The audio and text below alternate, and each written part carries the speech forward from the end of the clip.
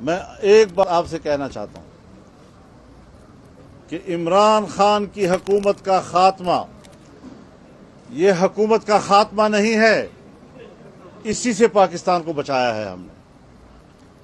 یہ ملک کو تباہ کرنے کے ایجنڈے پہ آیا تھا اور اس کی حکومت کا خاتمہ پاکستان کی بقا کے لیے لازم تھا۔ کوئی کاغذ پھرا رہا ہے، میرے خلاف سازش ہوئی ہے، میرے خلاف سازش ہوئی ہے، اور ایسے پاگل اس کے ارد گرد جمع ہے کہ وہ جو چاہے اس کے پیچھے دوڑ رہے ہوتے ہیں۔ ایسی بیوقوف طبقہ میں نے دنیا میں نہیں دیکھا کہ ایک احمق کے کہنے پہ اس کے پیچھے دوڑ رہے ہوتے ہیں۔ اور آج کل کہتے ہیں جی ہم تو جہاد لڑ رہے ہیں۔ جہاد کس چیز کا لڑ رہے ہو؟ تمہارے خلاف جہاد جائز ہے۔ بے حیائی، فحاشی، عریانی، مہنگائی، بے روزگاری، بین الاقوامی اداروں کے ساتھ غلط ان کے شرائط پر معاہدات، اس پر دستخط کرنا، ملک کی معیشت کو بیچنا، بیڑا غرق کر کے رکھ دیا آپ نے پاکستان کا، اور اب پھدک پھدک کر پھر رہے ہو ادھر ادھر کہ میں تو ملک کو بچا رہا ہوں۔ عمران خان اپنے حدود میں رہو، جمعیت والے زندہ ہیں، ہم زمین اتنی گرم کر دیں گے آپ کے لیے کہ آپ کی یوتھیوں کے نرم تلوے اس زمین پر نہیں رکھے جا سکیں گے۔ ہم فضا کو اتنی گرم کر دیں گے کہ تمہاری یہ چھوٹی چھوٹی تتلیاں ان کے پر نہیں برداشت کر سکیں گے اس فضا کی گرمی کو۔ حدود میں رہو۔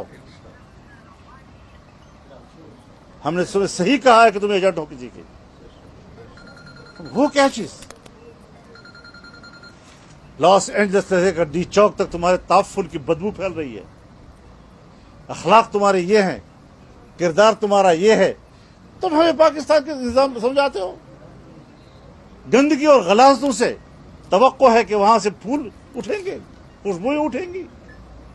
لا الہ الا اللہ ایک انسان کو غیرت دیتا ہے جب آپ اللہ کے سوا کسی کے سامنے جھکتے ہی نہیں ہیں۔ ایک چھوٹا سا انسان غیرت مند ہو جاتا ہے۔ پیسے والے آدمی جو کسی کے سامنے جھکتا ہے اس کی کوئی عزت نہیں ہے۔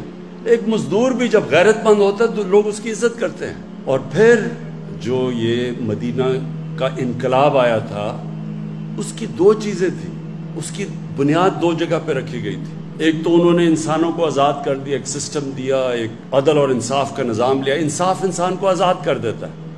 جس معاشرے میں جو حضرت علی کا قول ہے نا، ظلم کا کفر کا نظام چل جائے گا لیکن ظلم کا نظام نہیں چل سکتا، نا انصافی کا نظام اس لیے نہیں چل سکتا کہ جو پاکستان میں ہیں بڑے بڑے مافیا بیٹھے ہوئے ہیں، قانون کے اوپر ہیں، قانون کی بالادستی قائم نہیں ہونے دیتے کیونکہ وہ فائدہ اٹھا رہے ہیں کرپٹ سسٹم سے۔ تو وہ جب تک وہ یہ بڑا بڑا مافیا بیٹھا ہوا ہے اور کہتا ہے کہ ہمیں این آر او دے دو اور باقی غریبوں کو پکڑو، وہ ملک آگے نہیں بڑھ سکتا۔ تو ہمارے نبی صلی اللہ علیہ وسلم نے سب سے پہلے مدینہ میں انصاف قائم کیا کہ میری بیٹی بھی اگر جرم کرے گی تو اس کو سزا ملے گی۔ اور تمہارے سے پہلے بڑی قومیں تباہ ہوئی جدھر قانون نہیں تھا، جدھر انصاف نہیں تھا، جدھر طاقتور کے لیے کرو اور کمزور کے لیے دوسرا۔ اور دوسری چیز تھی، انہوں نے انسانوں کے کیریکٹر کو اٹھایا، کیریکٹر بلڈنگ کی نیشن کی، صادق اور امین، سچا اور ایماندار۔ وہ کیریکٹر سے وہ لوگ اٹھے۔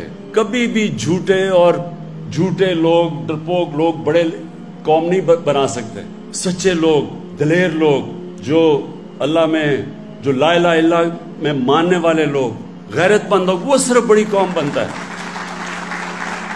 اور وہ ثابت ہے، مدینہ کی ریاست میں وہ ثابت ہوا ہے کہ دیکھتے دیکھتے چند، یعنی جنگ بدر کے 11 سال بعد تو ایک سپر پاور گری اور 13 سال کے بعد دوسری گری ان کے سامنے۔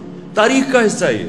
تو میں صرف آپ کو یہ سمجھانا چاہتا ہوں اور اپنی قوم کو، ہم ایک بڑی قوم نہیں بن سکتے جب تک ہم اپنا کیریکٹر ٹھیک نہ کریں۔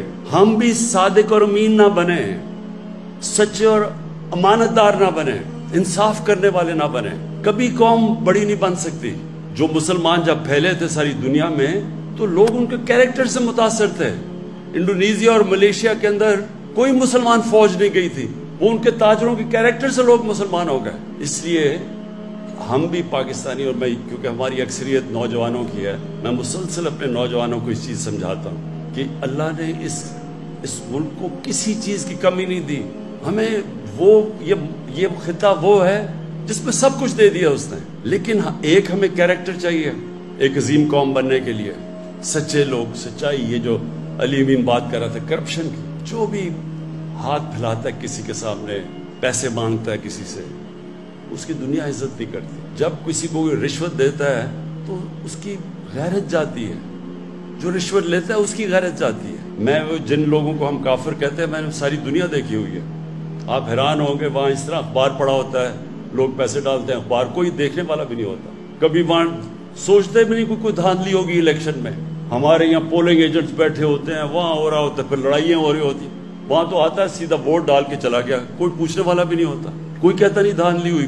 کہیں دیکھ لیں یورپ میں الیکشن ہوتا ہے، کہیں کوئی سوچتا بھی نہیں ہے دھاندلی کا۔ ہماری الیکشن سے پہلے ہماری گھنٹوں میٹنگ یہ نہیں ہو رہی ہوتی کہ ووٹر کو کیسے نکالنا ہے، دھاندلی کیسے روکنی ہے۔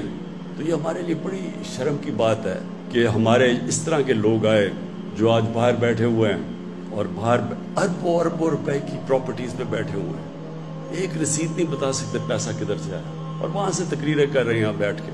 اس لیے جو جب تک اگر ہم نے بڑی قوم بننا ہے، عظیم قوم بننا ہے، وہ جو ہمیں بننا تھا، جو یہ بہت بڑا پاکستان کا کانسیپٹ تھا، تو میں صرف آپ کو شروع میں یہ بتا دوں کہ ایک تو سسٹم کے اندر ہم آج جنگ لڑ رہے ہیں قانون کی بالادستی کی، سارے مافیاز کے خلاف، یہ اس پہ انشاءاللہ ہم کامیاب ہوں گے، اور دوسری قوم نے اپنے آپ کو چینج کر